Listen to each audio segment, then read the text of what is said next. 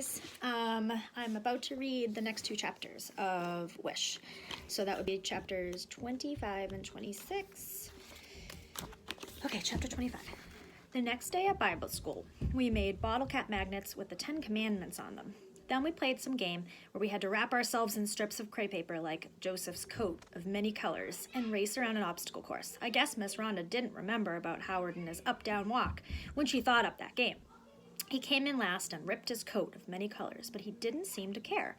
At lunch, we sat in the shade and took out our lunch boxes. Howard was helping Miss Rhonda gather up all the crepe paper strips, so I plopped myself down next to Audrey. "Hey," I said. "Hey," Audrey said, and then she scooted closer to a girl named Lainey, who had scabs all over her legs. I couldn't believe she'd rather sit closer to a scabby-legged girl than me, but I guess she did. I told her I was sorry about that kicking and shoving, hadn't I? I didn't know what else I could do to be friends with her.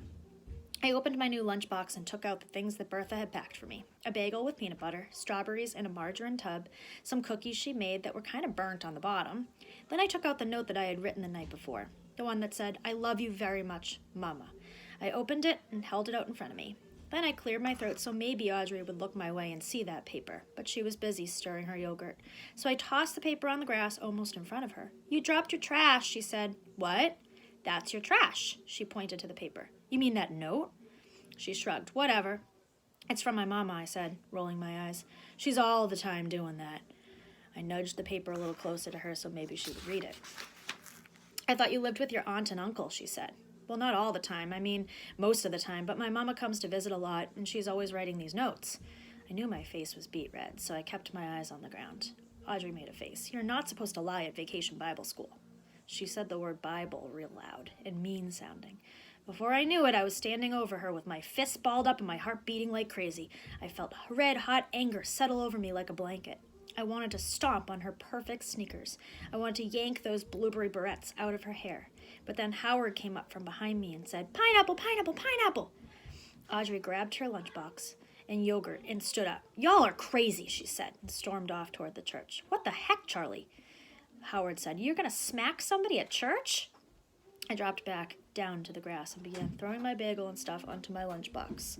Howard sat beside me. "Why are you so mad?" She said I lied. "Did you?" "No, I snatched that stupid note up and tossed it into the lunchbox." He looked at me over the top of his glasses. I'm recording. The way some old grown-up would. "There's no reason to get mad." He peered into my lunchbox. "Are you going to eat that bagel?" It took me a while to simmer down, but I finally did. Still, I sure wasn't in the mood to memorize Bible verses.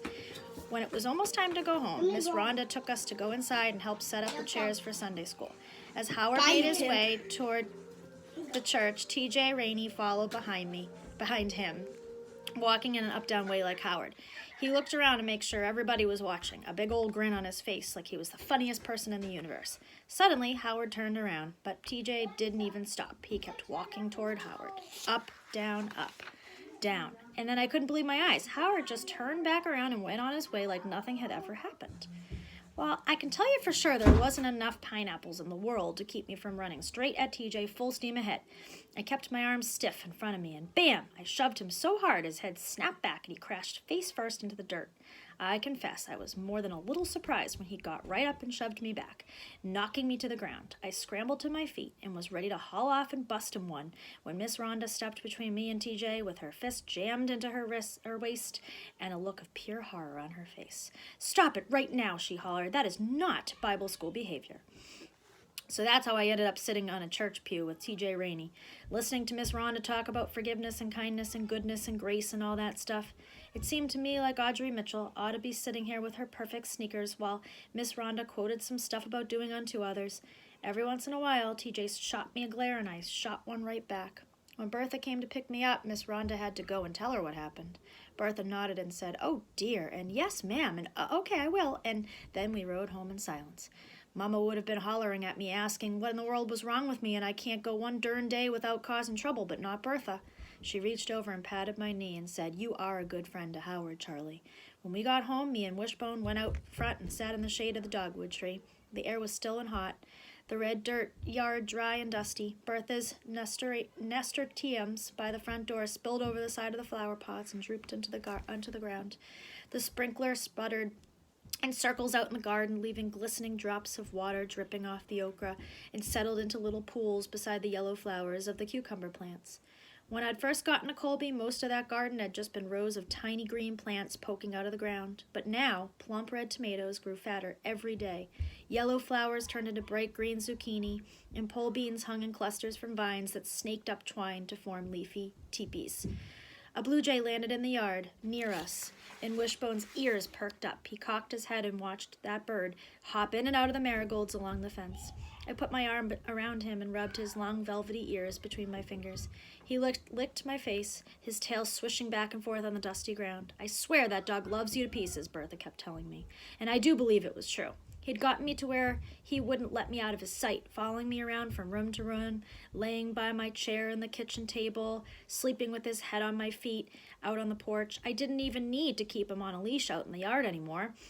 He stayed right by my side everywhere I went. He might trot over to sniff a shrub or snap at the bumblebees on the clover by the porch, but he always glanced back to make sure I was still there. And every time he did that, I loved him more. After a while, Bertha came outside and brought us saltine crackers with peanut butter.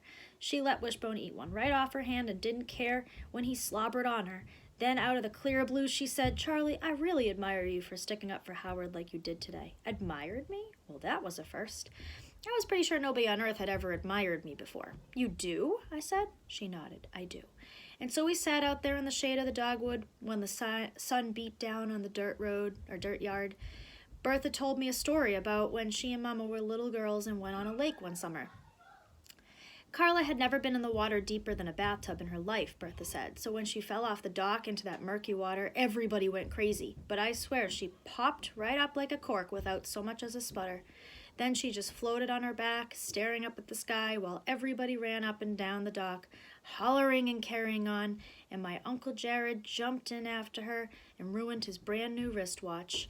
Bertha chuckled and swatted at gnats that were hovering over Wishbone as he slept. "That girl was a walking wonder sometimes," she said. Of course, I couldn't help but ask myself how a woman who can't get out of bed and get her feet on the ground could be a walking wonder, but I was still basking in the glow of being admired. So, for once, I kept quiet and didn't mess things up. And one time, Bertha went on, she snipped all the buttons off my blouses. She cut the air with her fingers like scissors, snip, snip, snip, right off onto the floor. "Why'd she do that?" "Beats the heck out of me," she said. "She did the craziest stuff you ever saw." She reached over suddenly and grabbed my knee. Well, not crazy, but just, kind of well-odd. Yes! "What are you doing?" "All right, I'm reading here." She let go of my knee and went back to swatting gnats away from Wishbone. About the only thing I remember our poor mama ever saying was, "Carla, stop that." Stop! I nodded. Guys, come on, don't interrupt me when I'm trying to read this. Molly, Tommy, stop it. She's stepping on me! Molly, move on to the couch.